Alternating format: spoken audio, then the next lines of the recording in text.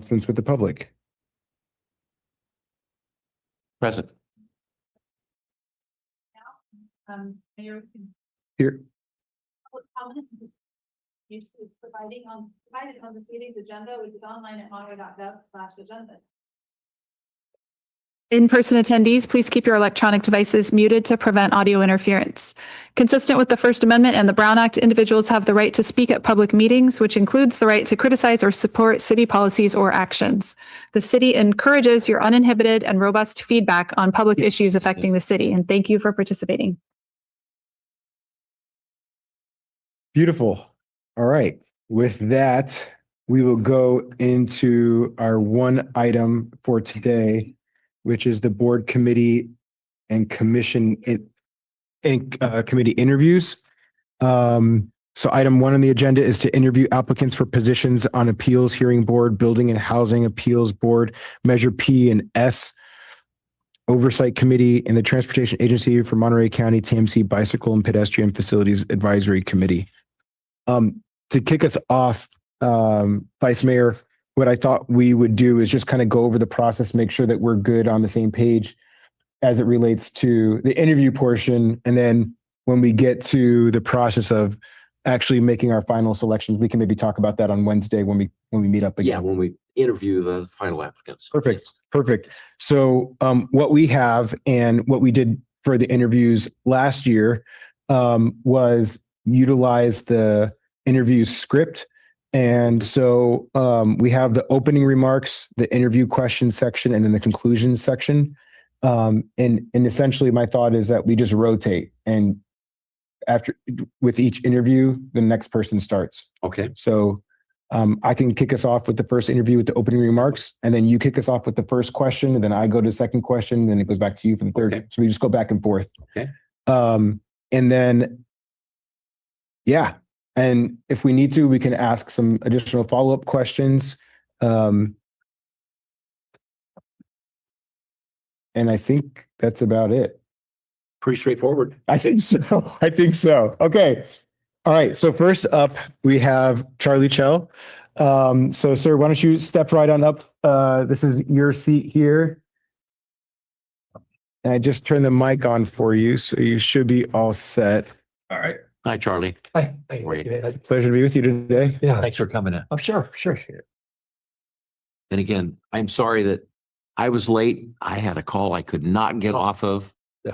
It's a business related call. My apologies. Yeah, I think there's something in the air today. It's Monday. And actually, before we kick off, I apologize as well for being a bit tardy running from work myself, having a call. But before we begin, I actually just kind of wanted to take a moment to kind of recognize there's the fire that happened today in Monterey. A lot of our residents, particularly seniors in the complex, were impacted by this. And so just want to say that our hearts go out to all those that are impacted. I understand that there was at least one casualty at this point. And so for all those affected, whether directly or indirectly, our hearts go out to you. And I'm thankful for the city's response. Our first responders, I understand, working with CERT, worked long hours trying to do the best that they could to respond to the emergency. And there's still a lot of work ahead because there's a lot of families displaced by this. So just thank you to the entire team for the work that's been done to support our residents that have been impacted. Yeah, concur. Absolutely. All right. Charlie, we'll go ahead and jump into this. So good afternoon and welcome. Thanks. Thank you for being here today and for your interest in serving the community through one of the City of Monterey's boards, commissions, or committees. My name is Tyler Williamson, and I'm joined today by Vice Mayor Ed Smith. We truly appreciate the time and thought you put into applying and your willingness to contribute to the civic life of Monterey. This is a public meeting and we'll be conducting brief interviews with each applicant. Each interview will last about 15 minutes, and we have 6 questions we'd like to ask. To help us stay on schedule and make sure we cover everything, we'd appreciate if you could keep your responses succinct and focused. With that, let's go ahead and get started. So the first question we're going to ask you, Charlie, is how did you first hear about the volunteer opportunity? And why do you think you should be chosen to serve on the committee? And I understand you have applied for the appeals board. Right, right. Okay. Oh, gosh, how did I first, there's so many, it's been broadcast, so many different emails. I have no idea which one, but it would have been an email. Okay. From one of the city subscription services. And then, there's certainly been a buzz from friends in the Monterey Vista Neighborhood Association and so forth about various different positions, openings and so forth, for people. If you have time to kind of look at some of these. Why me? I think that, my background in, I guess my sort of professional background was all in software and internet e-commerce and identity security and so forth. Okay. A lot of management of people, a lot of work in high-profile companies that have targets on their back, things like PayPal and so forth. Things where, so let's say that lawyers at the companies were generally my good friends. There were always intellectual property issues, patent issues, whatever else. And so you had to be able to really look at the facts and, and sort of make an assessment based on the guardrails that are in place, the facts are in place, and hopefully do the right thing. Okay, great answer. Next. Second question, can you share one volunteer experience and how it affected you? What did you learn from it, and how might that experience shape your approach if selected? One volunteer experience, I worked a lot with schools in my previous, we moved down here about 7 years ago. Before that, we were in San Jose, and my wife was active in the school systems and the librarian there and so forth. So I would get sucked in on a lot of stuff with that. And it's fun and it's rewarding. And, at this point, since I'm retired, I'm getting more involved in the community activities around here. It's really just a way to kind of like be involved, to give back, to make friends. It's a great community here, so it's nice to be part of it. Okay. All righty. So this next question is kind of an easy one for you. You've been here 6 years. Can you share one volunteer experience and how it affected you? The next one, 3. Oh, I'm sorry, 3. Have you ever attended any of the meetings for the board, commission, or committee you're applying for? Well, I've attended one, the appeals committee. Okay. Actually the last meeting, I actually had an appeal, so I was the appellate for that particular one. Okay. No better way of getting thrown in there. Yeah, it was a good process. And you said you were an appellate. So how did that go for you in terms of your observations of the process, the appeals board, the notices? Give me a sense of what I you think it thought. was fairly organized. And, so I certainly knew what was coming. I knew what to prepare. Okay. Not a big deal there at the meeting format worked pretty well. Okay. I know I was able to, present my case and then be able to answer dialogue. Then the city forester, in this case, it was a tree removal thing, Okay. presented his case. We, had dialogue back and forth, and I got to say, we're still friends. So it's not, Okay, good. Awesome. All right. Number 4, each board or commission has regular meeting schedule. Does your schedule allow you to commit to attending these meetings consistently? For the appeals hearing board, it's the 3rd Thursday of each month at 10 a.m. Yeah, it's not a problem. No, like I said, we're retired. It's like, you can generally find me in my workshop. So, it's easy for me to step out. Okay. Be here. So the next question is, these boards and commissions often bring together residents with different viewpoints. Can you share how you approach collaboration and respectful discussion when opinions differ? And I think you kind of touched on it when you went through your process. Like you said, you came away understanding the process with no anger. So could you expound on a little bit of your approach in terms of how, when things can be difficult and sides can be picked, how do you manage that? How do you communicate through that?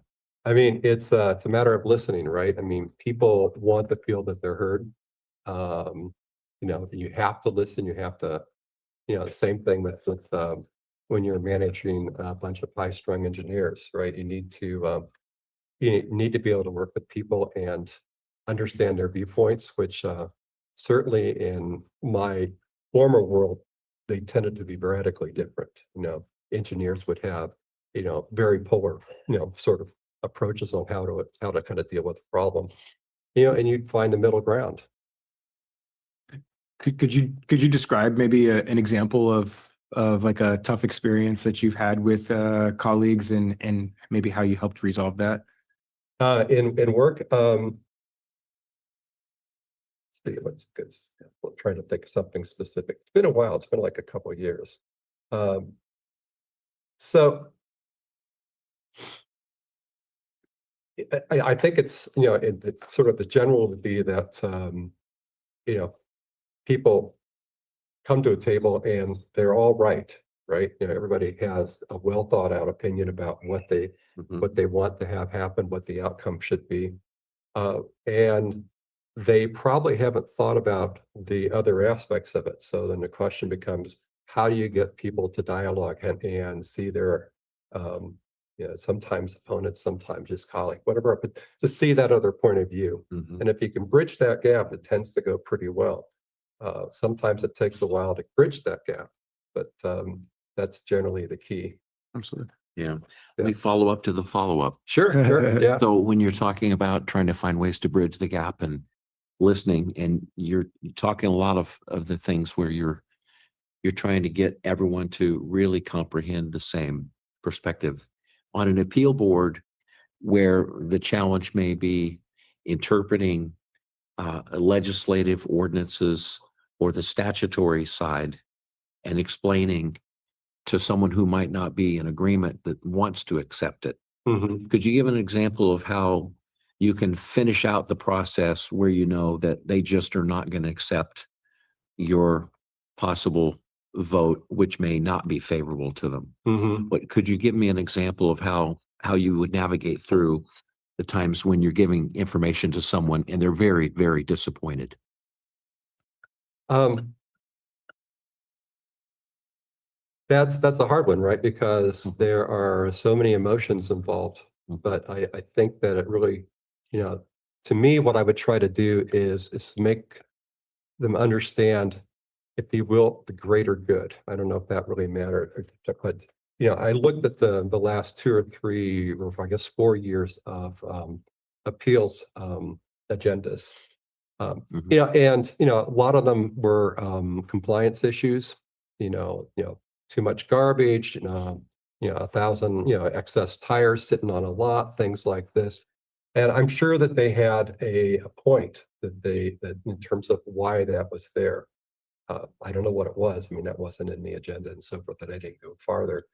But you know, I'm sure that, you know, that they would say, if you took something like the tire case, you know, they have to see that, well, these are a fire hazard, and they probably had some reason why they were still sitting there, probably financial. But it's the business, and I don't know how you kind of get past that. Maybe there's some help or whatever else, but you got to go figure out some way to, in that case, like get the tires out the property. Mhm. That answer your question, Ed? Yeah, yeah, it Okay. does. All right, Yeah, it does. Thank you. sure. All right. The last question is, what unique perspective, skills, or experiences do you think you would bring to this committee? What would you hope to accomplish during your term if appointed? Well, I'm very analytical. I'm a good researcher. So with any of the agenda items, obviously they're published well in advance. So I would review and do all the background, all the relevant ordinances and so forth.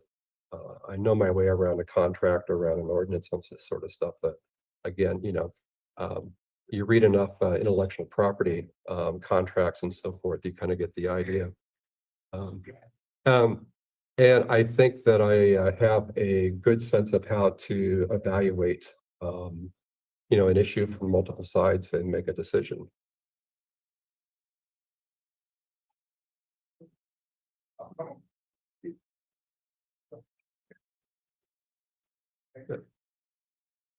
So I think I heard you say that you were able to apply a lot of the skill set that you've learned through your career, and you analyze, you like to read, you like to study, and you plan on coming prepared.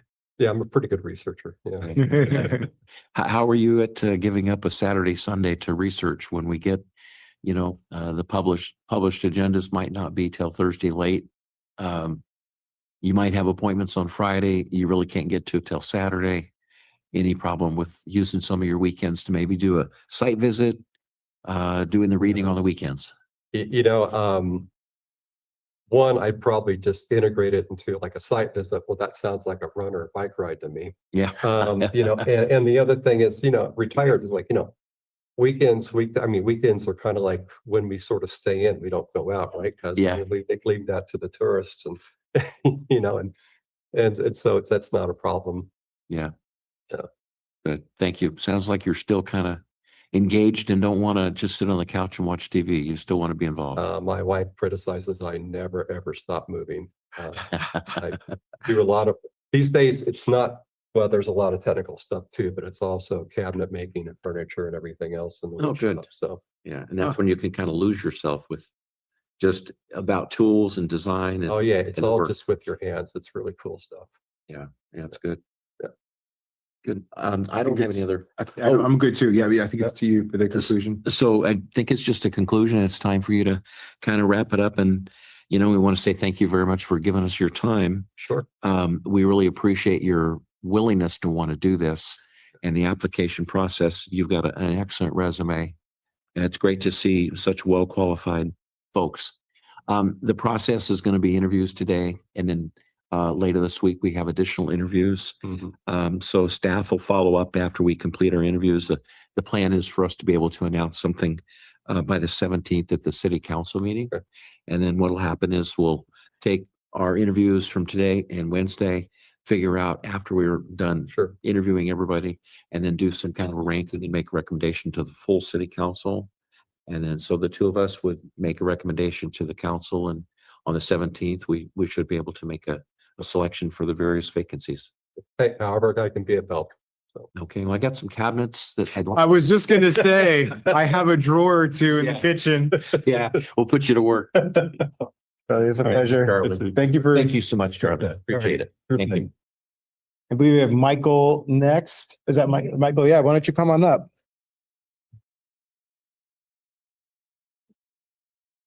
Yes. Yep. Yep. Nope. Yeah. Thank you.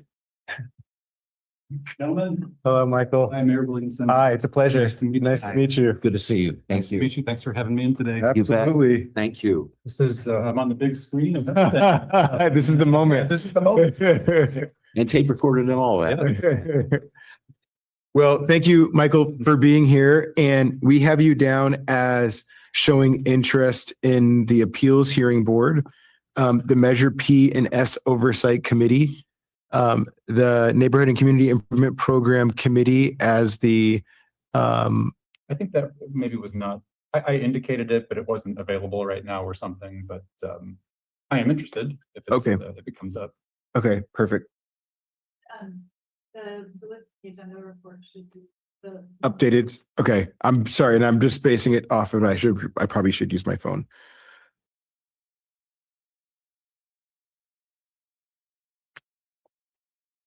Yep. Okay. Yep. So we have you down for Appeals Hearing Board and Measure P and Measure S.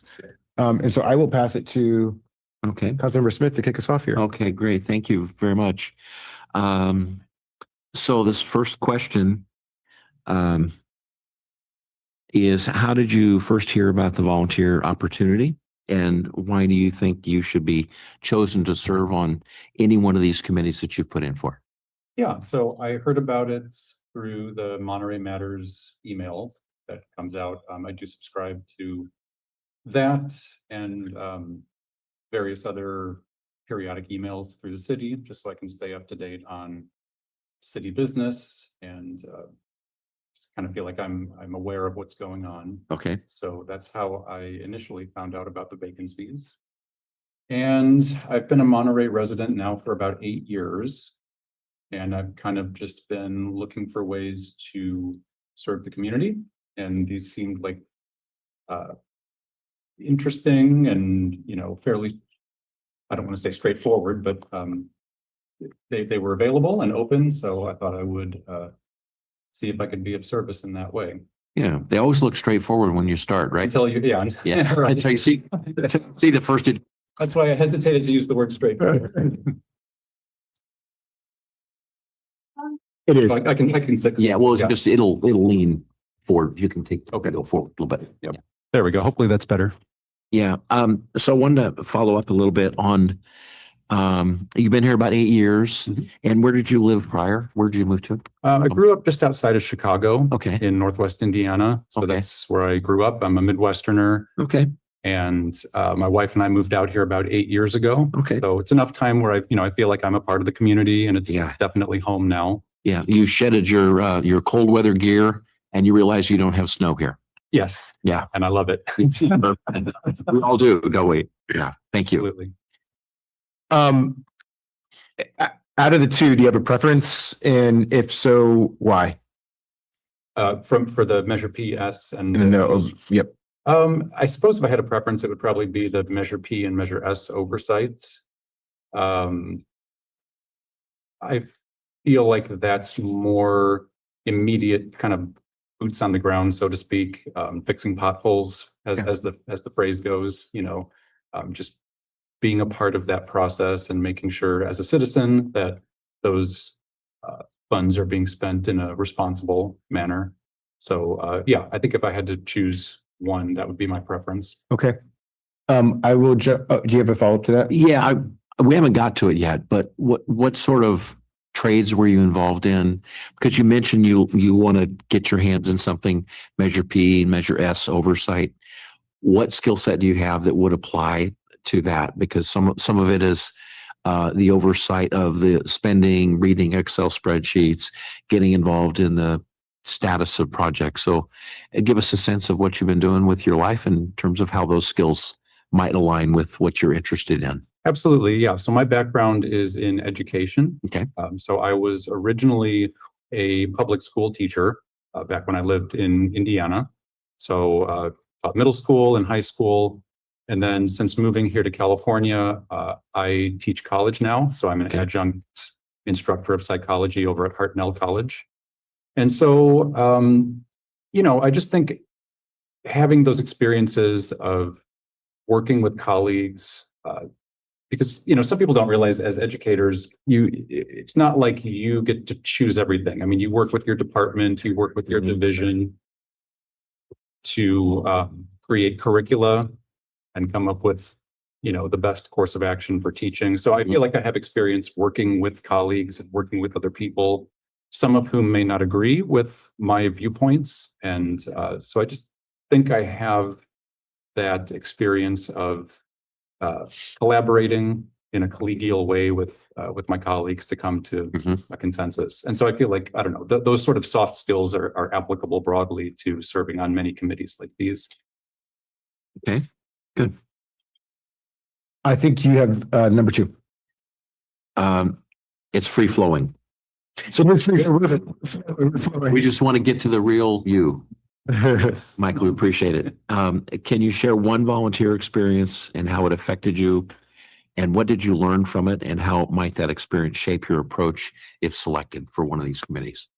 Well, one very recent volunteer experience actually was just a few days ago. I served as a volunteer judge for the Monterey County Science Fair. Oh, okay. So I got to serve in that capacity where I was with, I think about 10 or 11 or 12 other judges.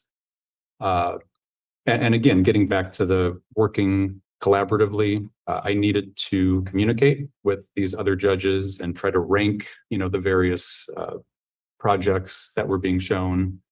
And there was, disagreement, sometimes very strong disagreement about, which middle school project was first place, second place, and third place. And so, I think just having those sorts of volunteer experiences where I'm visible to the local community and in a manner where I can interact with colleagues and try to come up with some semblance of a consensus is, again, kind of broadly applicable to serving on any sort of committee or board where I'm working. Okay. Yeah. Okay. And was your choice the one that was the ultimate winner? Of course. Okay. Of course, yeah. And you feel good? I wouldn't let the other judges make the mistake of not going with my, no, I'm kidding. I'm kidding. And these are junior high school entrances in the science fair? Yeah, mostly junior high, Yeah. but a few high schoolers also. Okay. Okay. Good. I've been to those many times, having a couple of kids raised here, and the science fairs are a big deal, and the competition is, Yeah. it's grueling. It can get intense for Yeah, sure. you see a lot of emotional investment in the willing. I mean, everybody wants to win, right? Yeah. So let me follow up on that. In your setting with being a volunteer with us on any board or commission, how do you navigate your idea is the right one? We all think we have the best idea, but how do you transcend the purposefulness of what we want to a group to come to a consensus of disparate opinions? How does that work for you? I think just trying to find as much common ground as possible. And when disagreements do arise, as they inevitably do, getting back to the shared goal. So Okay. in the case of Measure SP, for example, right, the shared goal is ensuring a fiscally responsible use of those funds. And so I think any disagreement or any difference of opinion that does come up can either be resolved or at least minimized through focusing back on that shared goal, right? What are we here to do? Let's do that. And if we have to disagree about it, let's disagree about it, but let's not lose sight of what the ultimate shared goal is. Okay. So yeah, just finding commonalities, getting back to whatever the shared goal is. Okay, great. Thanks. What did you teach in grade school? I was a band director. Nice. So I taught band in middle school and high school, So what instruments do you play? all of them. Wow. Okay. Yeah, I play saxophone in the Monterey Peninsula College Band. Awesome. And it doesn't seem to be a thing anymore, but the Monterey Community Band I used to play in a few years ago. Okay. I'm sure Monterey Pops would take you as well. So I haven't looked into that, but that would be interesting. Yeah, Yeah. for sure. they do the Memorial Day event in Colton Lawn, which is always a fan favorite. So pass that your way. Okay, yeah. And we should connect later. I was in band in grade school, Oh, great. and it always excites me to find another musician. And he could have you play and he could judge. 100%. Take it. I love the feedback. So You judge. You don't have to worry about. Not as harsh as the science fair, right? No, I'll go easy on you. all right. Question 3. Have you ever attended any of the meetings for the board, commission, or committee you're applying for? No. Okay. What aspects of the committee's work interest you most? Can you be more? Can you be more specific when you say aspects? Yeah, I think you were, like particularly around Measure P, Measure S, you were talking about kind of bringing it back to the goal. And so I feel like you may have already answered the question with that response, but is there, if there's anything more that you want to speak to in regards to like what the work is that they're doing and what draws you to those specifically versus maybe some of the other boards, commissions, or committees? Okay, yeah. So maybe just to expand on kind of earlier, I said it seems very practical to me. Like most people, most residents of the city, I think, kind of intuitively understand what Measure S and Measure P are trying to do. Right there, it seems like a fairly easy to understand situation for the average Monterey resident. Right, these are street repairs, right? That's like I said earlier, it's kind of the classic, when you're a citizen, what do you want? You want your potholes fixed. So it's a very practical kind of boots on the ground thing. And that's what I'm kind of drawn toward, something that is broadly appealing to most people. I mean, most people like to have paved streets and things fixed. So I think that's what draws me to it. It's the practical usefulness. Awesome. Hopefully that answers Yeah, the no, question. it does. Thank you for it. Pass it to you, Ed. Yes.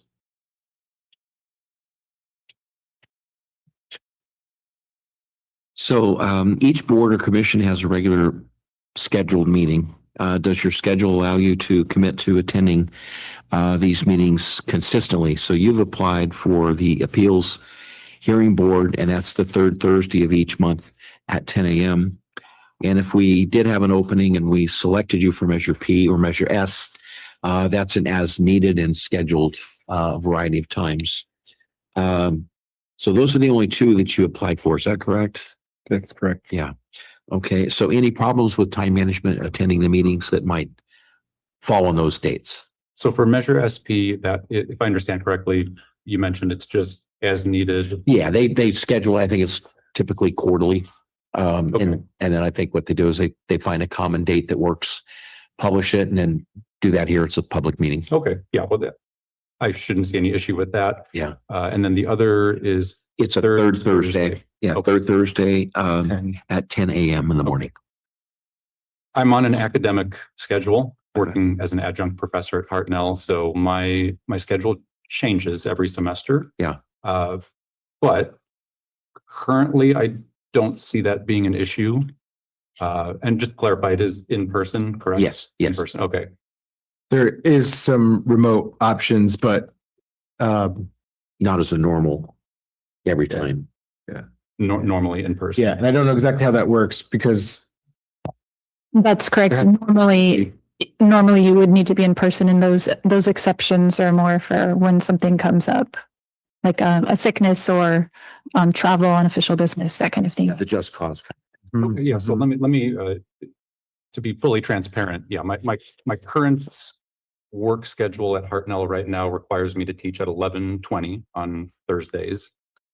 So it would be difficult to do a 10 o'clock here and then drive the half hour Mhm. over to Hartnell in time. It would basically be impossible. But that's this semester. And so on an academic schedule, my schedule changes semester to semester. And I would largely be free, I believe, over the summer. Anyway, this is a rambling way of saying that my schedule does change semester to semester. So it is difficult for me to give a hard yes or no that I would be free. But unfortunately, that's the best answer I can give you right now. It's a little bit difficult to say. Yeah. I apologize. I can't be more specific. No, that's okay. I appreciate the transparency. I'll go to the next one. 5, these boards and commissions often bring together residents with different viewpoints. Can you share how you approach collaboration and respectful discussion when opinions differ? Yeah, so I think just to build off of my previous answer is, whenever disagreements happen, just try to fall back on the shared goal or whatever that is. Like when I'm teaching and talking with my colleagues, the shared goal is, how do we most effectively teach these kids? Or in the case of college, how do we most effectively structure this curriculum such that students are going to leave here with the skills they need? And so whenever disagreements happen or whenever clashes of viewpoints happen, coming back to that shared goal of this is what we're here to do is usually really helpful. So, as you're well aware, there's no magic bullet to getting disparate viewpoints to agree with each other. But I just think that the closest thing to a magic bullet is really striving for that shared goal, what we're here to do, and focus on that. And that should hopefully smooth out any potential disagreements or changes of viewpoint. So, thank you for it. So just a little follow-up on a shared goal, and I think that is absolutely a good cornerstone. When you would be, or if you were selected for appeals board, there might be times when you're overseeing a challenging choice where there might be the statute to or the ordinance to enforce that gives you very little wiggle room. And the business decision of the process may be that you have to deny the request by a citizen that might be standing at that microphone, and you're sitting here with your counterparts on the board and having to say no. How do you approach when you are not able to accommodate and you cannot find common ground, and you are serving in a position where you're making a business decision, but it is counter to what the interest is of the other person? How do you do that? I think what I would do in that situation is very clearly and very transparently explain my reasoning. Mhm. And I think that if you're engaging with a person who you're giving bad news to or who disagrees with you, if you clearly explain why you're making the decision that you're making, it can sometimes help the situation in that at least they understand where you're coming from. The person understands your reasoning. I think it only makes the situation worse if you state your decision and it might not be what the person or entity wants, and then you don't clearly articulate the reasons why you made that decision. So I think that that's probably the best thing that I could think that I would do if I had to deliver bad news or an unfavorable outcome. Be forthright, be tactful, and Mhm. state the reasoning behind the decision. Okay, good. I think we just have this last question. What unique perspective, skills, or experiences do you think you would bring to this committee? What would you hope to accomplish during the term if appointed? I think you kind of answered a lot of this already, but I just give that back to you to see if you have any last thoughts there. Yeah, well, again, my background is in education, so I think I would bring a perspective kind of from the education world, right? How do we, not only how do we work together in a collegial way with whatever board I may end up serving on, but how can we educate the public about what we're doing? And to get back to the previous question, even educating people who are giving bad news to, right? If I have to give an unfavorable news or an unfavorable decision to a person or an entity, I think falling back on my education background will be helpful, because again, the more that I can explain the reasoning and educate the person, here's why this decision was made, I think that will make the process much more smooth. So yeah, just having that unique education background, I think might add something to the board. Awesome. So just kind of a conclusion of what we're doing here in the process. You might have been here, so you might have heard this already, but we really appreciate you coming in and spending your time and your efforts. And then also the process, we have a couple more interviews this afternoon, a few more on Wednesday. Then the mayor and I will be looking at all of the applicants and weighing and then making our recommendations to the full council that's scheduled to go March 17th. So if you have nothing to do on March 17th, it'll be on the agenda and we'd welcome you to come to the Okay. council meeting. Great. Okay. Very much. Thank you. Well, thank you very much. I Yeah, it's a appreciate it. pleasure. Thanks for taking the time to meet. Absolutely. All right. Thank you, Michael. Good to meet you. All right. Thank you. We'll have to talk about band later on. Absolutely. I'm ready for it. I'm ready. What was your instrument? So my dad taught me to play percussion. So we had I had a training pad and we would go up in the treehouse and he would just teach me rhythms.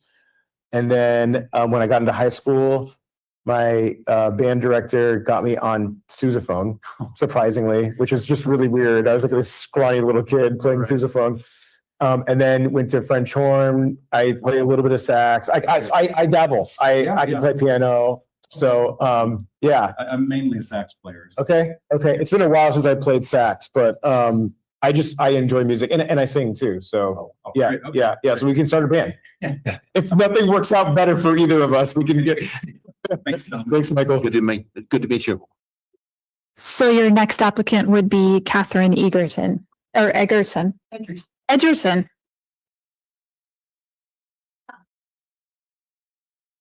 Hi, Catherine. How are you? Welcome. Kate. You go by Kate. Yes. Thanks. Hi. Nice to see you. Okay. Thank you. No, I appreciate you for it. Okay. You want to kick us off on this one? I will. Sure. Catherine, thank you very much for coming. Glad to be here. So we are here in the process to make the selections. I'm Vice Mayor Ed Smith. This is Mayor Tyler Williamson. Nice to see you both. And so we have today and then Wednesday, we're doing additional interviews. The meeting is a public meeting. So it is on camera. So the public at home can watch this if they want. Members of the public have attended and taken the time to see the process today as well. So while we do the conducting of the interview, it'll be about 15 minutes long. We'll take some notes. we're listening to you. If our heads down, taking notes, because what we have to do is do an evaluation and make some recommendations. So if you would appreciate, or we would appreciate if you'd keep your responses succinct and focused.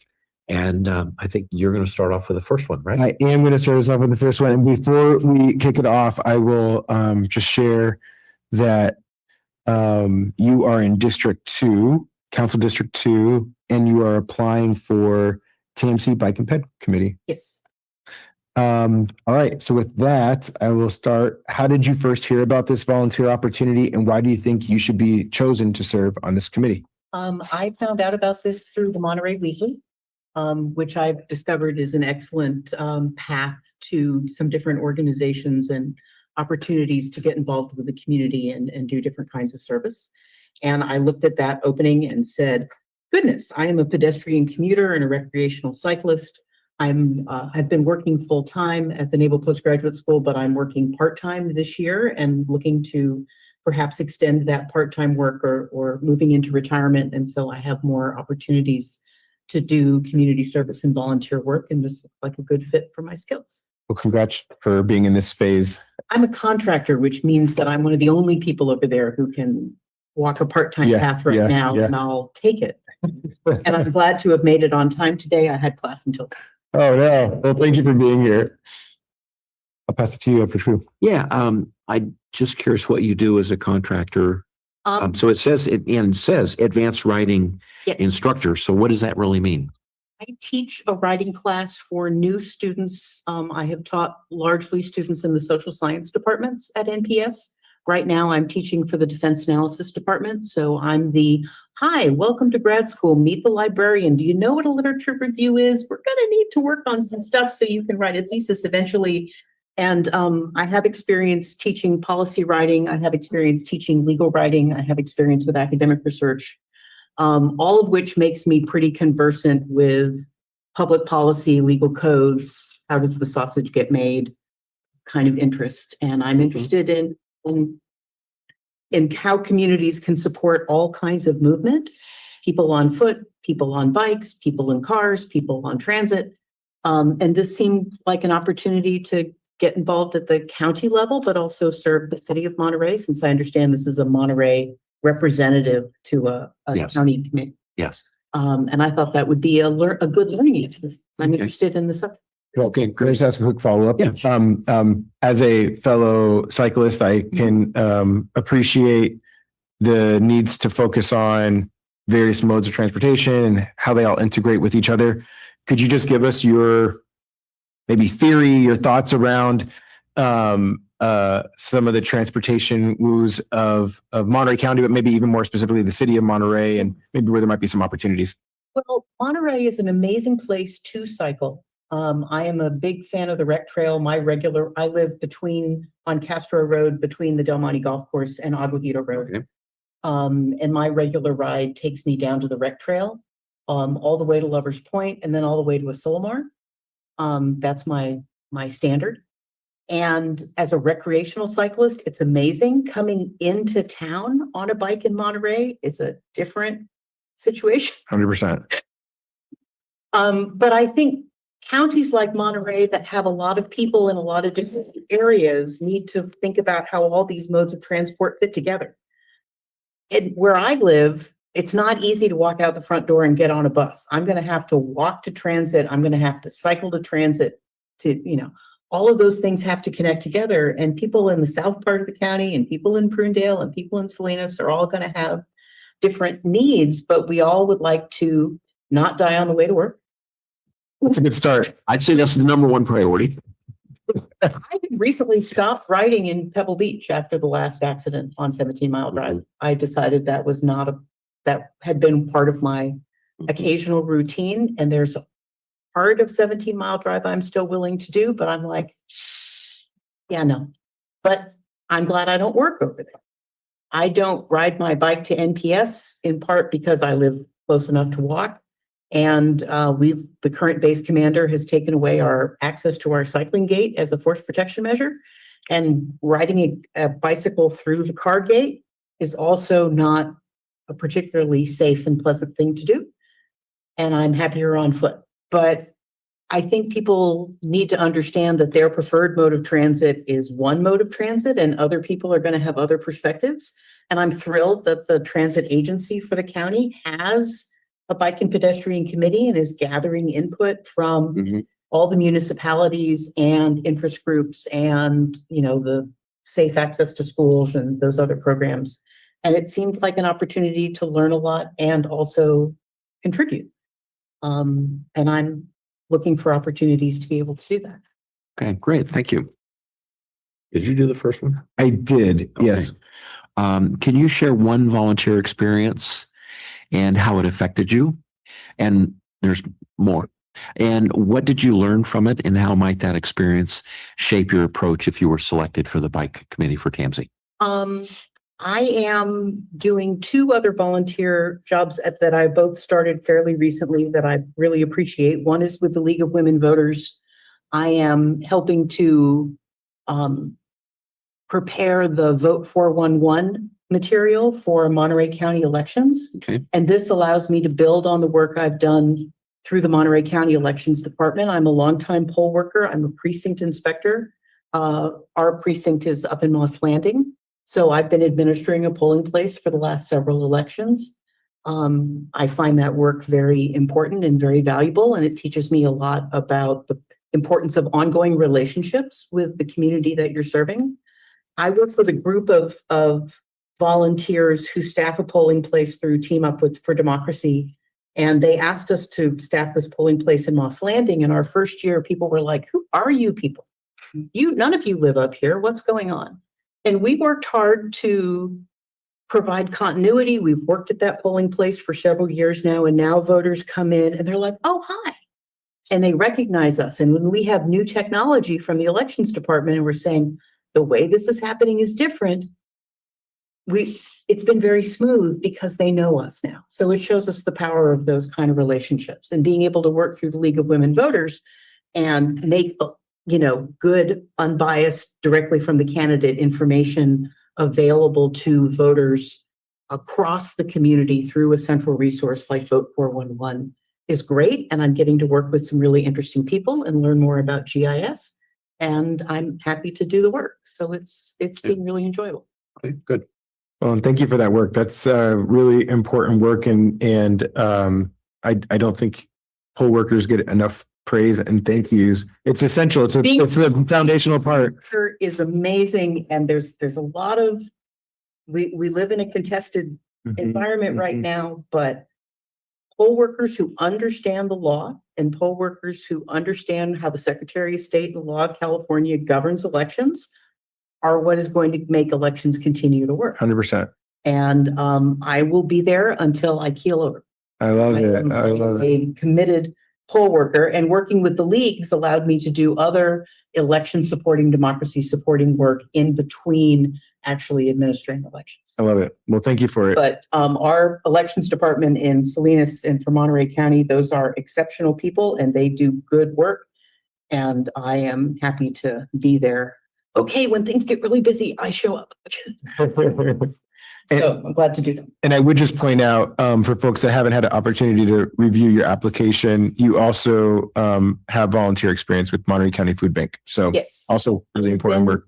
Involved with the food bank, and I've also just completed training as a sanctuary steward for Save Our Shores based out of Santa Cruz. We're doing beach cleanups, advocacy work, confronting the possibility of oil leasing offshore. And I've been really glad to make connections there as well. Awesome. I could go on and on about each of these, but for sake of time, I'll jump to the next question. That's So, I have enough to do today. have you ever attended any of the meetings for the board, commission, or committee you're applying for?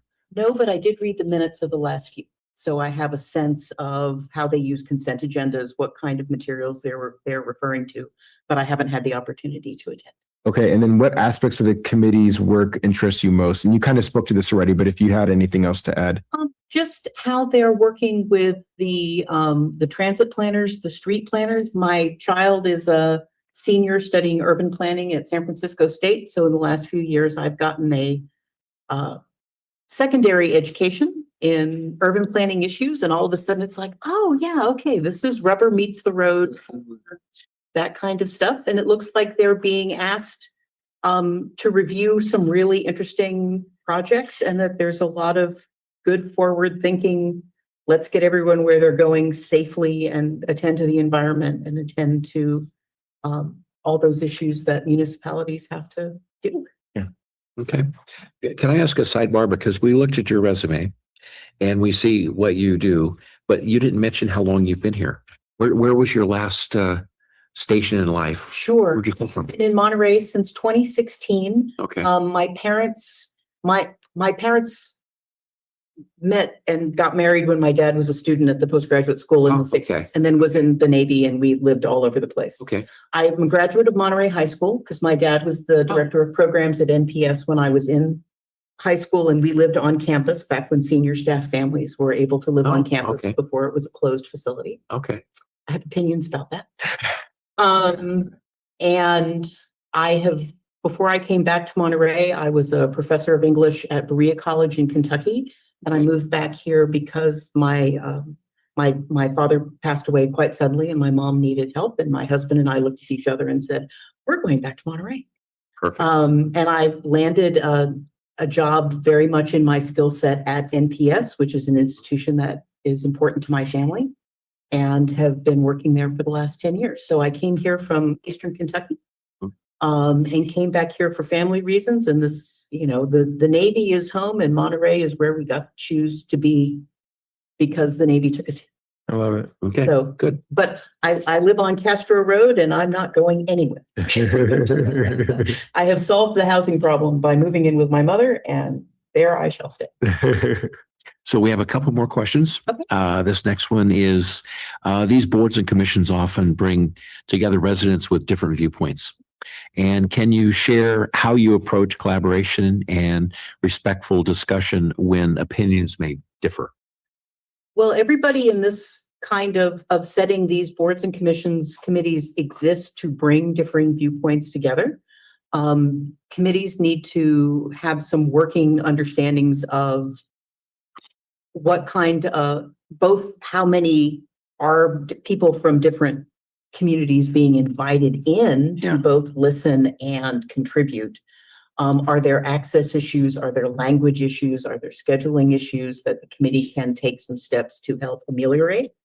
And making sure that people understand that you have, on the one hand, the statutes and laws and regulations, what kind of money can be spent, all of those things, and evidence that if somebody is speaking to an issue in their community, the committee has an obligation to help them understand what kind of evidence would be relevant, right? What kind of information does somebody with an opinion or an experience need to be able to bring to other people? And there should be some assistance on that committee's part to helping people who want to speak to these issues understand how to participate effectively.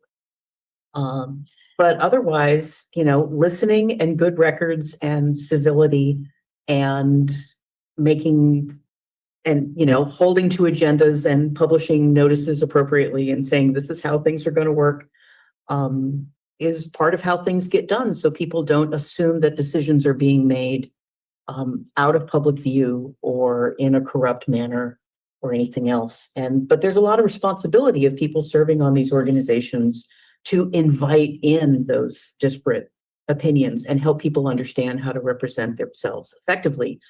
I'm a writing teacher. I teach people how to deal with evidence and argument all the time. This is, in fact, my day job. My normal students are special operations officers. The community will be a lovely change base. The soft guys are amazing. They're delightful. I love them. But they come in with a certain set of experiences and a certain mindset. Totally. The community is more diverse, and that's a good thing. Absolutely. I may be in me, but I think I rolled over 4. Yeah. How about I do 4, then we'll go back to you for 6. Yeah, that's fine. Each board or commission has regular meetings scheduled. Does your schedule allow you to commit to attending these meetings consistently? And the TMC Bike and Peg Committee meets the first Wednesday of each month at 6 p.m. Yeah, that won't be a problem. Six on Wednesdays is fine, on the first Wednesday, and it's easy to schedule in ahead of time. Beautiful. And 6 is, it's what unique perspective, and I think you've kind of, but what unique perspective, skills, or experiences do you think you would bring to this committee? What would you hope to accomplish during your term if appointed? I think the fact that I am, again, a pedestrian commuter and a recreational cyclist gives me some insight into how do people get around in different modes. I was planning to bike over here, but they moved my interview up, so I didn't do that. And I mostly want to be able to represent the city, which I understand means communicating with elected representatives and what kind of input the city wants to send to the county agency and be a communicator who can work back and forth. Communication is what I do and what I teach people how to do. And I think that's something that I can contribute. Awesome. Well, thank you very much for your time and your interest in serving the city of Monterey. I appreciate it. We truly appreciate you and the effort you've made to be here and your willingness to contribute to our community. City staff will be following up with you after we complete the interviews. Our plan is to announce the appointments and selections at the March 17th City Council meeting. So thanks again, and we'll be in touch. Thank you very much. Thank you. Thank you. Good to see you both. Likewise. My nose. So we're going to do this. We're going to do that. Hey. Thank you very much. The extra layer of protection. Yeah. We'll take. Now we're looking at Susie Bryan, also for Tamsi. Hi, Susie. Hi. Hi, it's a pleasure. Yeah. Yes. And can't remember who started last. That's fine. You can start. Okay. So good afternoon. And welcome. Thank you for being here today and your interest in serving the community through the City of Monterey's boards, commissions, and committees. I'm Tyler Williamson. I'm joined today by our Vice Mayor, Ed Smith. We truly appreciate the time and thought. Pardon me, if we could maybe just take the conversation outside just to avoid. So we truly appreciate the time and thoughts you put into applying and your willingness to contribute to the civic life of Monterey. This is a public meeting and we'll be conducting brief interviews with each applicant. Each interview will last 15 minutes and we ask that we'll ask 6 questions that we'd like you to answer to help us stay on schedule and make sure we cover each topic. We'd appreciate if you also keep your responses succinct and focused. So with that, let's go ahead and get started. I'm looking for the cover sheet, but I'm missing something. I don't know what you've applied for. Yeah, so I don't have a cover sheet that shows that. Give me 1 second. I can pedestrian. Okay. It is. Okay. I didn't speak up very well. And I would point out, you also live in Council District 2. Yeah. Let me catch up my paperwork here, Susie. And so, That's it. yeah, however, I managed to make a copy. I don't have a cover sheet. Or Susan, do you have a cover sheet that shows the? You were just on it. That's the first page. This is it. No, but it doesn't show what she's applied for. But so this is the application only for the for transportation. It's a different one. It just looked a Yeah, little bit different. yeah. Okay. So you said it, Tamsi bicycle. Yes. Yeah, I appreciate it. And some of the forms are slightly a little bit different. Not your fault at all. Not at all. So we're ready to start with question 1? Yes, sir. Okay. How did you first hear about this volunteer opportunity? And why do you think you should be chosen to serve on the committee for bicycle and pedestrian serving the city council with the TAMSI? Yeah, I heard about this on the website, on the city council or city government website. Yeah. Which I've been kind of stalking for a while because since moving here 4 years ago, this has been on my radar. I've wanted to find some way to get involved in pedestrian infrastructure specifically. Okay. That was one of the main selling points for moving here. It's walkable, it's bikeable in California on the coast. Oh my gosh, incredible. So I think one of the things I could provide to this committee is one, enthusiasm. I'm pretty jazzed about bike and pedestrian infrastructure and just very excited to be living in a city that prioritizes it. I think that's one of the value drivers of the city of Monterey. It is. Mobility, that is incredible. And is so evident just based on the infrastructure that exists already, how it's maintained, access to it. And I want to contribute to that in some way. I also think I could offer a slightly different perspective to the committee. I am, like I think anyone who's applying to be part of this, a pretty heavy user of this infrastructure already. But I've also lived in places that have good infrastructure car-free, and I've seen what it's like to live and work without a car and still be mobile and still have a life. And I've also worked briefly for a bike tourism company. So they led tours all over Europe for bikes and hiking through cities with, you know, some of the cities in the world that we know of that are best suited for biking Okay. and pedestrians. And just seeing that kind of infrastructure, different policy approaches to building that kind of infrastructure and how people can live and work in those settings is fantastic. It was also, I think, really useful to see how people who don't live and work in those conditions approach that infrastructure, right? I was leading these tours with visitors who are seeing this for the first time and navigating it for the first time. I think that was a really eye-opening experience to have, to understand that our infrastructure is being used by a lot of different kinds of people for a lot of different kinds of reasons. So access and different perspectives on how that infrastructure is being used, I think are important. I think that's something I could provide to the committee. Okay, great. Thank you.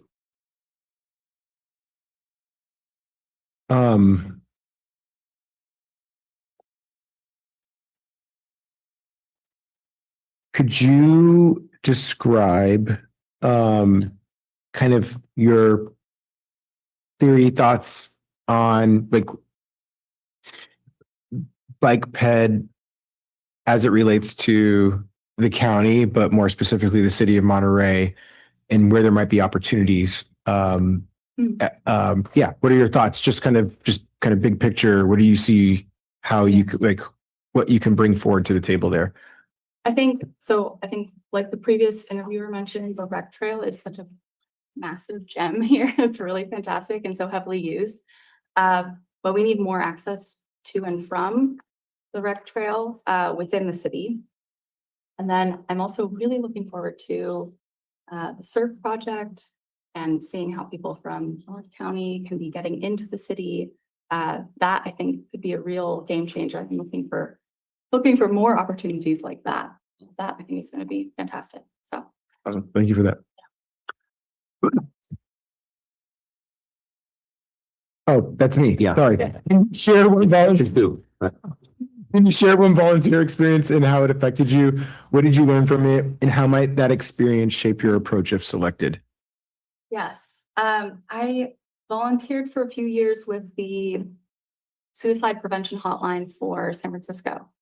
And at the time, I was also learning, I was getting an education in a related field and learning more about this, went through a pretty rigorous training and quickly learned on the lines that what I thought I was providing to the community was very different from the community's needs. So I had gotten this training in, high risk, de-escalation techniques, high risk scenarios, finding resources, deploying people. There was so little of that involved and so much more of using the lines as mental health services, maintenance mental health services, or referring people to different services that exist in the city. And I quickly had to switch from using my voice to using my ears, really listening to the needs of the community and trying to figure out ways to meet those needs. I think that's something that I would be bringing to this community as well. I have a lot of different users of this infrastructure who have different needs. And, it's great to have the perspective of someone who's been here for a long time and knows this infrastructure really well.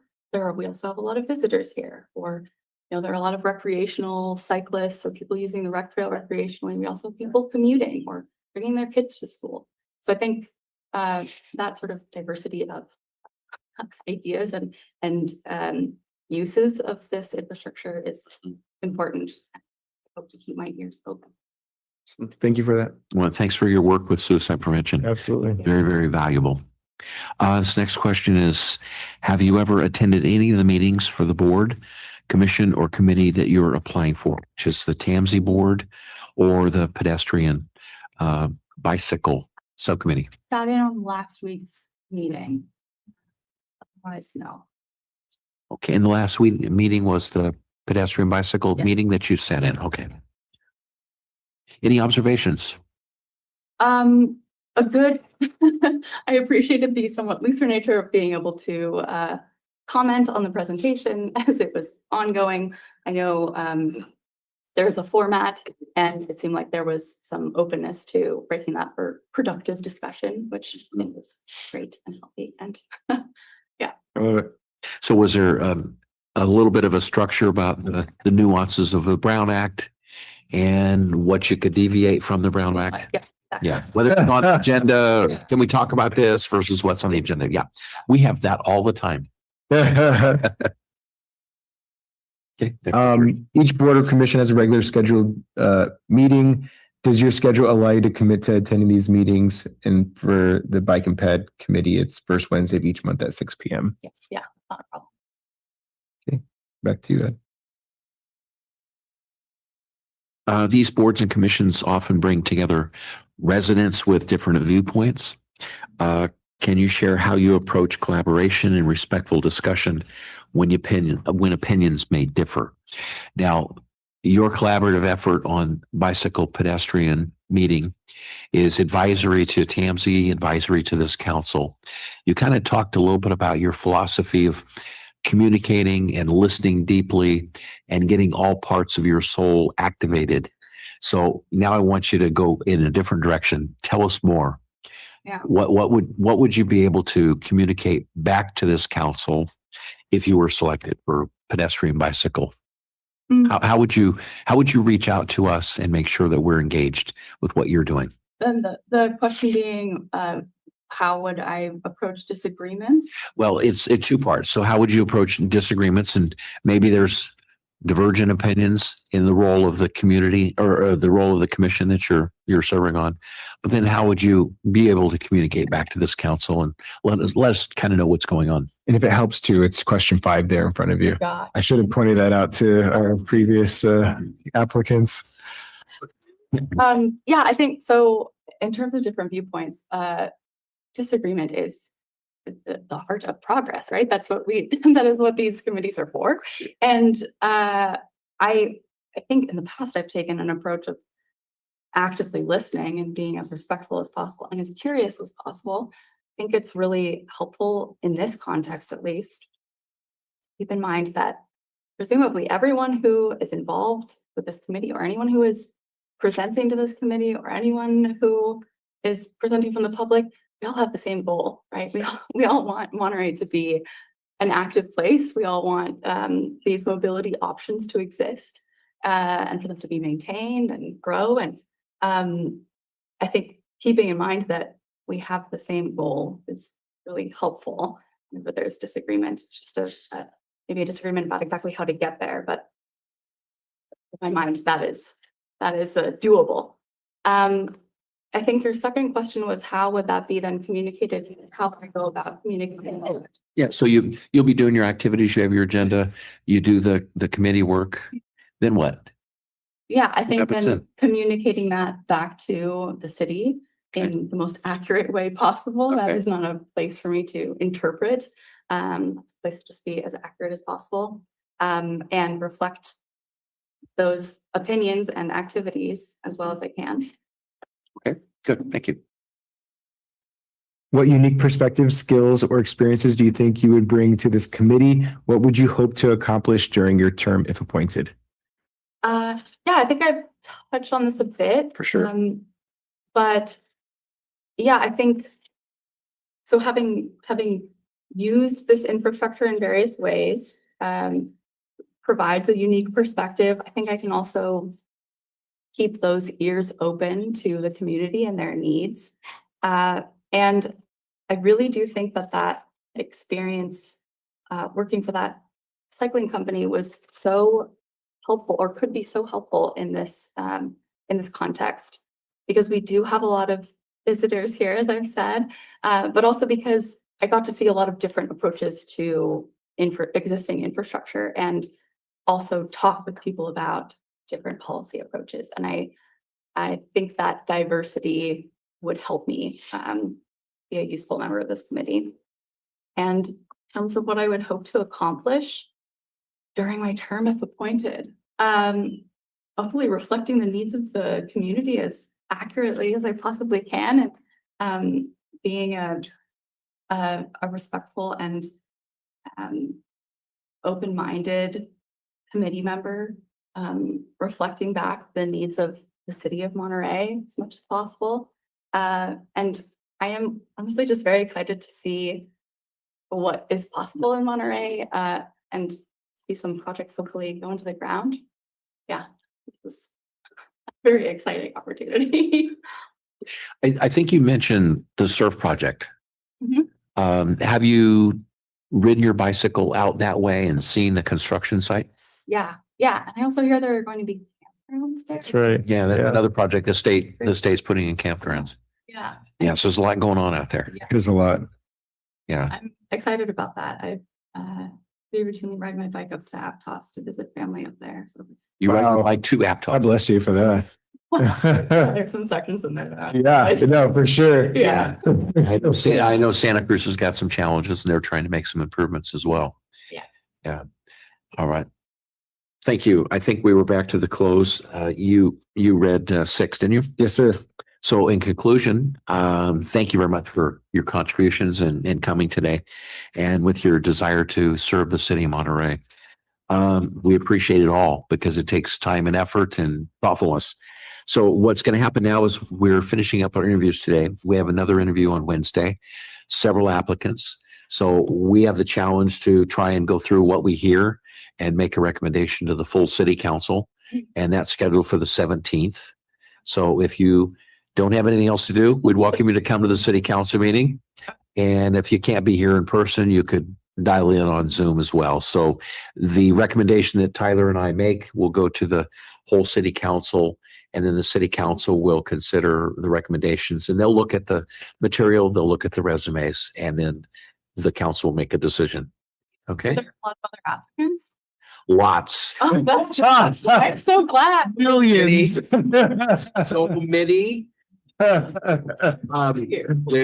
are several, but we're also doing interviews for other board positions as well. It was such a pleasure. Yeah, thank you. Appreciate it. Susie. Yeah. I'll be safe. There's a nurse in here, so I got to be careful, right? I am. Yes, you are.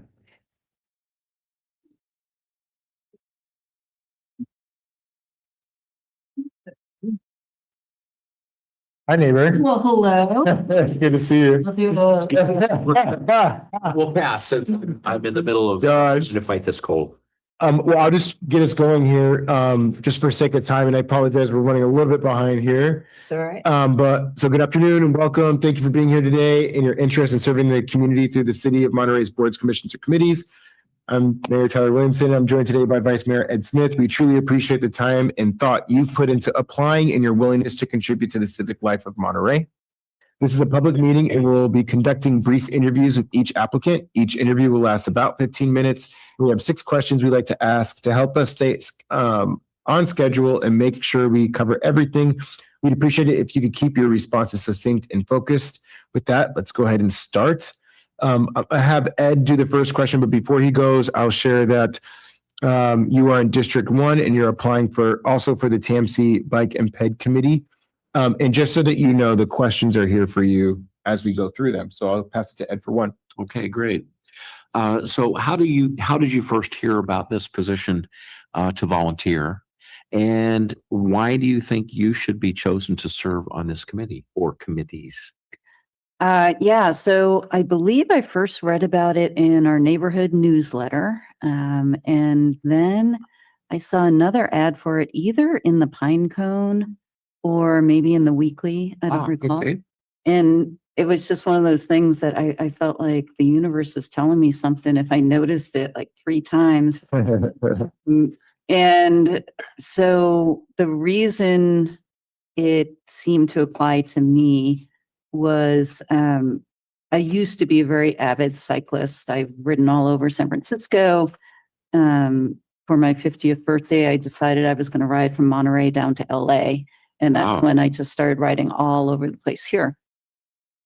So I've seen a lot of the county and neighboring counties and far away counties on my bike. Mm. But then my latest focus has been backpacking. And so now, if you imagine all the miles that I used to just be out on my bike, now typically I'm out on foot, whether it's on a trail or I just might walk to the night market on Friday where I saw Tyler. So I basically walk wherever I can if it's a reasonable thing to do. So I feel like I've seen a lot of our county either on foot or on bicycle. Okay, great. All right. Can you share one volunteer experience and how it affected you? What did you learn from it? And how might that experience shape your approach if selected? Sure. So probably the volunteer activity that really required much of my time compared to others was when I was on the school board for Bayview Academy. And it was the first time I was ever on a board. So I had to learn just how to be on a board, but also all about the Brown Act, all that stuff. And what I learned from that was a lot of times people have very good ideas and they're very enthusiastic, and it's so easy to get off focus. And next thing you know, you're talking about something that hasn't been on the agenda. And I think I noted my umpire background. I would seem to be the one who would always say, now, wait a second, we have to put that on a future agenda. So I feel like I've used that even in another volunteer opportunity where I was working with an outdoor collective that had a mission statement that was bringing youth into the outdoors and training teachers how to do that safely. And that was so great. But then we'd be in meetings where people would go off on tangents and say, at the gear library, I'm going to be doing the lighting. How about we teach some kids how I'm, doing the lighting? Because that's cool. That's a great skill. And I had to take the director aside and say, if I could teach my kid how to wire, lighting in a storage locker, that'd be so cool. It has nothing to do with your mission statement. And as a nonprofit, if you're taking funds to promote a very specific cause, if you go off on tangents, then you're essentially spending other people's donation funds in a way that might be great, but it's not the way that they thought it would be allocated. So yeah, I learned that through being on the school board. And you were on the school board for how many years? Many, at least 2, could have been 3. I don't recall. Okay. I kind of wanted to circle back to the question that I asked the other applicants for the bike and ped. Kind of, what is your theory around bike and ped as it relates to the county, but maybe even more specifically to the city of Monterey? Where do you think those opportunities are? What could you bring to the table with the bike and ped committee? Okay, so personally, I would go to the mission statement if there is one regarding that committee, and also going back to if there is a master plan as far as the stance that the city is taking or the county is taking. So as opposed to my personal, take on it, I would look at really what the job is. My gut reaction is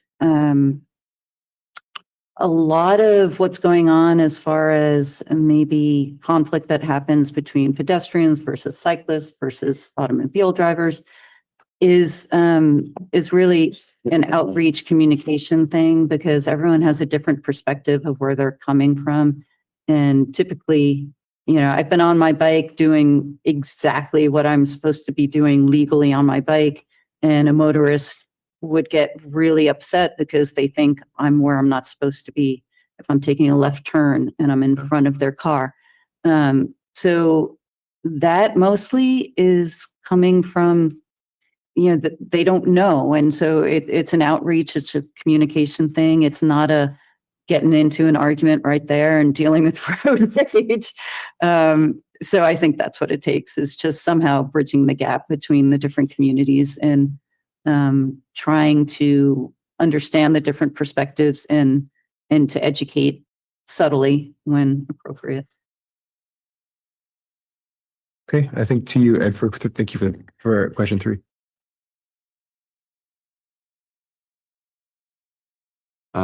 Have you ever attended any of the meetings of the board, commission, or committee you're applying for? And that would be the TAMSI bicycle ped.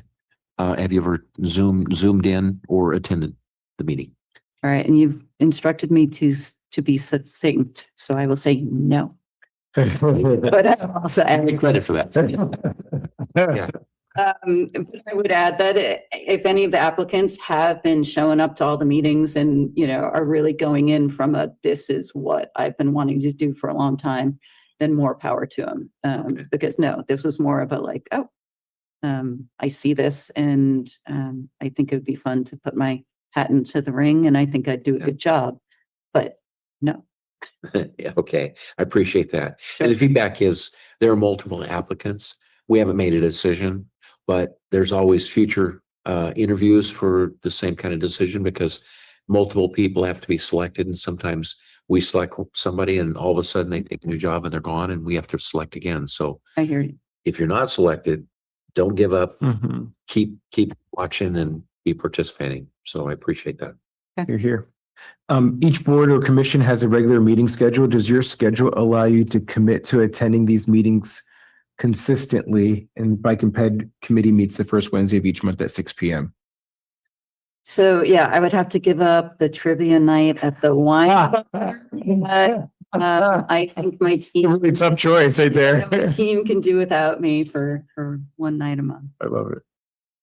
All right, back to you for 5A. These boards and commissions often bring together residents with different viewpoints.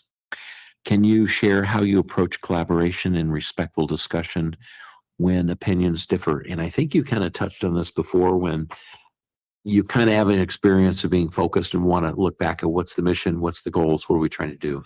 So if you can add to that anything else that you bring to a collaborative effort where you might have 10 board members and there's one that's just not in sync. How do you handle that? Sure. So I'm in a creative field where opinions have run rampant, and a lot of times what I encounter professionally is sometimes opinions are very different according to the different generations that I'm working with. And I call cross-generational collaboration my favorite thing because it's how I learn. And so if I'm paired up with someone who got into our industry decades after and I'm watching how he or she might do something, and it might be completely different from how I approach it, that's how I learn. And maybe I learn that what I've been doing for 30 years has been okay, but there's a new way to do it better. So I think a lot of it has to do with really being open, that if you have a pretty solid standpoint about something, you always have to keep an open mind and see if there is anything that you can consider that would inform that. And you have to be confident enough to do a complete about face when you see or hear something that you recognize as making a lot of sense. So I rarely dig in and, stand my ground as much as I try to be very open. And I am also very honest and direct. So if I'm dealing with someone who has a very different opinion, or a board member who is not agreeing with everyone, my approach would be completely listen with ears that are considering what they're saying, and be direct, and there's nothing wrong with saying, I hear what you're saying and I disagree. So that's what I would do. Be open, but also be direct. Okay. Okay, good. You mentioned before, and I think it's in your resume, that you did some umpiring. Yes, I did. So any challenges there? Yeah, it was all a challenge. Good Lord. Yeah. Right, strike at the wrong time and a ball that's, not choice. My strike zone was always consistent, so that was never an issue. I did not intend to be an umpire. I went to umpire school wanting because I play ball a lot, and I thought I should know how they think. Yeah. But there's an assumption when you go to umpire school that you want to be an umpire. So next thing you know, my class fees were part of my dues for the umpire club and all this. And so next thing you know, I was running around San Francisco dressed like a security guard. And I call it my year of living dangerously. It was the hardest $20 an hour you will ever make in your life. But what you learn is you learn to be consistent. You learn to, one of the things that they taught me, since I'm not tall, when I was calling strikes, I was supposed to rise up and like look tall, like if you see a bear or something, that kind of thing. So there are ways that you assert your authority. And what else? You got to hustle to get the right angles on the plays. So if you're doing the bases, a lot of what an umpire is processing is you're making calls, but you have to get yourself into the right angle to really see whether that foot got there before the ball, whatever. Right. So it's about being in the right position. And when in doubt, you sell that call. The closer the call is, the more you don't know that you got it 100%. Some insider baseball right here. If you ever see them, like they call it a sellout or a sell save, but the moves are completely different from, something that you got. So the more dramatic it is, you now know, the less the ump is confident. Well, in order for the manager to take the effort to come off of the bench, if they see something soft, they're going to take advantage of you. And I know what you're talking about. Yeah. It's interesting. Side note, in preseason, they're experimenting with the assistance of the technology and the cameras. So the catcher or the batter can appeal whether it's a strike or a ball. And they're given like 3 or 4 in each game. And so what they're finding out is it's about an 85% accuracy rate for the umpires. So it's interesting that they're doing that in preseason. I don't know if we'll ever get there for the regular major games, but it's really slowing it down. And it looks like it's frustrating for the umpires. So you might tune in on a Giants preseason game that's playing right now just to watch that physical experience of the players that are involved or the managers that are involved. It's interesting that baseball, though, is trying different things. Right. And they've really been experimenting the last few years. And so, good for them. National pastime, old-timey game, but be open to what you can do to, move it along. Yeah. And I think you made comments like you like to learn and you want to study and you appreciate the fact that there's opportunities for people to teach you things too. Absolutely. Yeah. Great. So I think that was our last question that we had, right? I think there's one more. Actually 6, you probably touched on it, but we're going to give it to you anyway. Yeah. What unique perspective, skills, or experiences do you think you would bring to the committee? What would you hope to accomplish during the term if appointed? Okay, I'll go backwards on that. What I would hope to accomplish is, again, whatever my role is as far as the mission statement for my position. And probably on a personal level, just having a little bit more understanding of what's going on out there as far as, traffic dynamics and all that, like in the police academy thing that Tyler and I went to, that presentation. I think it was Megan. Was that her name? Oh my God, with all the traffic dynamics and all that. Like, I love that stuff. So yes. Marissa.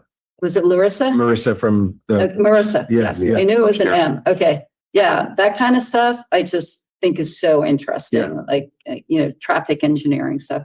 So to have a broader sense of really how the county functions with all of those moving parts would be cool. The unique skills, I guess just the fact that I ride a lot. I walk a lot. I listen a lot. I talk a lot. So yeah, I don't know. I'm a creative person. I typically have a Okay. little creativity in everything that I do. Okay. And have you had the occasion to ride by Casa Verde and Del Monte intersection on the rec trail? Actually, oh, she's I have something to say about that. Okay. So I was walking back from the night market and I got up to that intersection with my friend. Now it's nighttime and I'm walking along and we get to like the point where the path used to go into the street, oddly, a few yards, before the intersection. And we were chit-chatting and I stopped and I was like, wait a second. This is now different. Let's take a look at this. And then I started laughing because I said, if I was on my bike and well, right now the path that is still there, but there's a huge curve instead of a ramp. And I just said, I would at least put up planters or something because and then I was driving by today and I was watching all the people who are like jogging were still getting to the old part. And some of them would go around. So I would think at least temporarily, maybe a shrub. I don't know. Because now, I mean, you expect a ramp and you will just be like going off a curb. And if you do that at night, that's a little jarring. So yes, I love that something is happening there.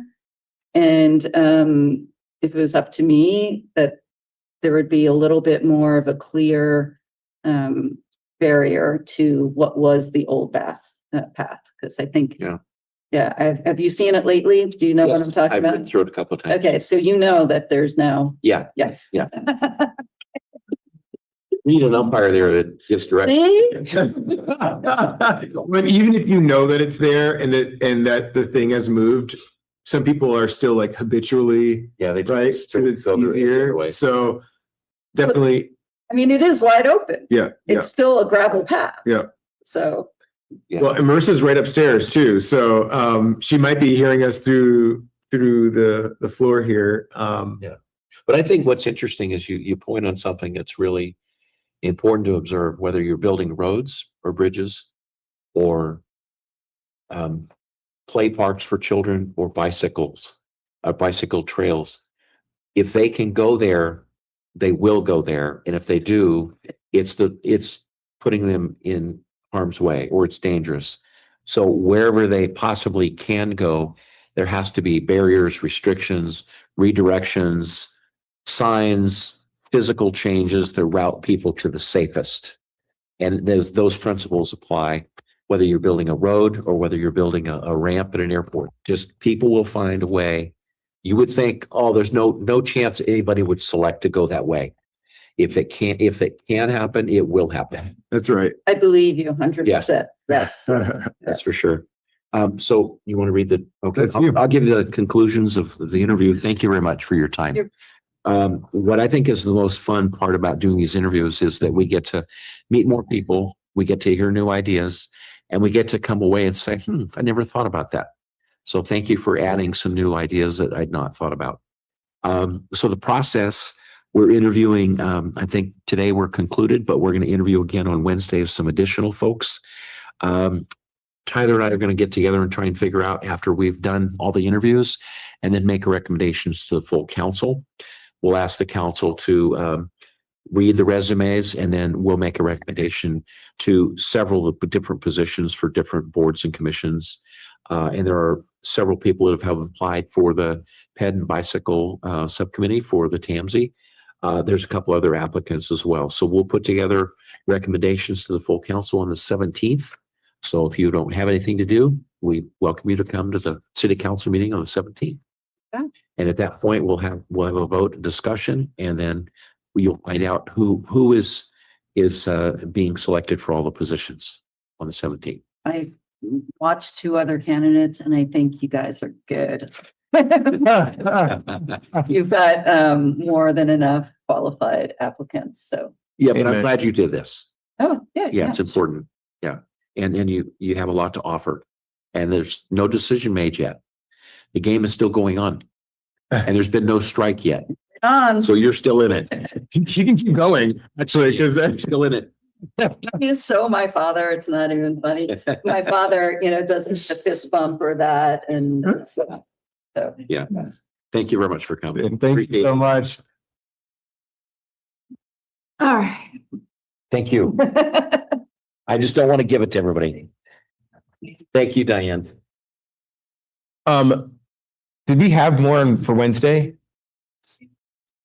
There are 2 interviews on Wednesday, and then you'll do deliberations on all of it afterwards. Okay, and what are the 2 on Wednesday apply for?